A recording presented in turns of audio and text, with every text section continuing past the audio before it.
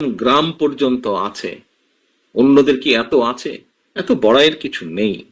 থাকতে পারে আপনার শাখা প্রশাখা, প্রিয় সহকর্মীবৃন্দ, আমাদের নেতাকর্মীরা তৈরি করেছে সেই শাখা প্রশাখা, গ্রাম পর্যন্ত দলকে নিয়ে গেছে, ওয়ার্ডে ওয়ার্ডে দলকে নিয়ে গেছে, কিন্তু তারপরেও জনগণ ম্যাটার্স।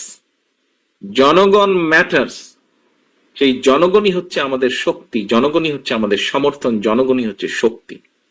জনগণ সাথে না থাকলে, জনগণ 5ই আগস্ট দেখিয়ে দিয়েছে, কাজে আমরা যদি ভুল করি, জনগণ আবার কোনো একটা কিছু দেখিয়ে দিবে, তখন কিন্তু পস্তাতে হবে, তখন কিন্তু হাপিত্যেশ করতে হবে। সহকর্মীবৃন্দ, এখনো সময় আছে। আসুন, আসুন, আসুন, আমরা জনগণের পাশে থাকি, জনগণের সাথে থাকি।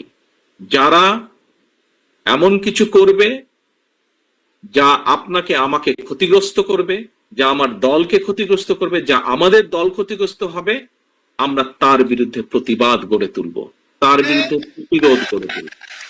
আজকে শহীদ জিয়ার 89তম জন্মবার্ষিকীতে যদি শহীদ জিয়াকে সত্যিকার ভাবে আমাদের স্মরণ করতে হয়, যদি শহীদ জিয়াকে সত্যিকার ভাবে সম্মান জানাতে হয়, আজকে দেশনেত্রী খালেদা জিয়া, ওনার জন্য আমরা দোয়া করছি সুস্থতার জন্য, কিন্তু দেশনেত্রী সবচাইতে খুশি হবেন, দোয়া তো আছেই, কিন্তু উনি যখন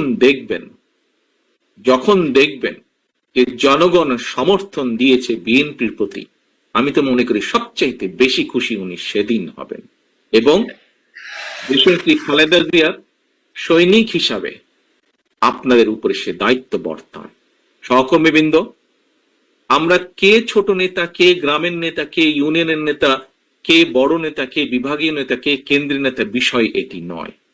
বিষয় একটি, আমাদের ঐক্যবদ্ধ থাকতে হবে, আমাদেরকে অন্যায়ের বিরুদ্ধে থাকতে হবে, আমাদেরকে অন্যায়ের বিরুদ্ধে প্রতিরোধ করতে হবে, আমাদেরকে এমন ভাবে দাঁড়াতে হবে যাতে জনগণ বোঝে যে আমরা তাদের সাথে আছি, জনগণ বোঝে আমরা তাদের পাশে আছি, জনগণ বোঝে যে জনগণ যেভাবে চায় আমরা সেভাবেই আছি, জনগণের প্রত্যাশা অনুযায়ী আমরা সেভাবেই তাদের পাশে আছি। দুদিন আগে আমি একজন ব্যক্তির টক শো দেখছিলাম, উনি কথা প্রসঙ্গে বলছিলেন, সে আলোচক কথা প্রসঙ্গে বলছিলেন যে উনি এখনো ঠিক বুঝে উঠতে পারছেন না, যেই স্বৈরাচার পালিয়ে গিয়েছে তারা আবার মাথা ছাড়া দেওয়ার চেষ্টা করছে।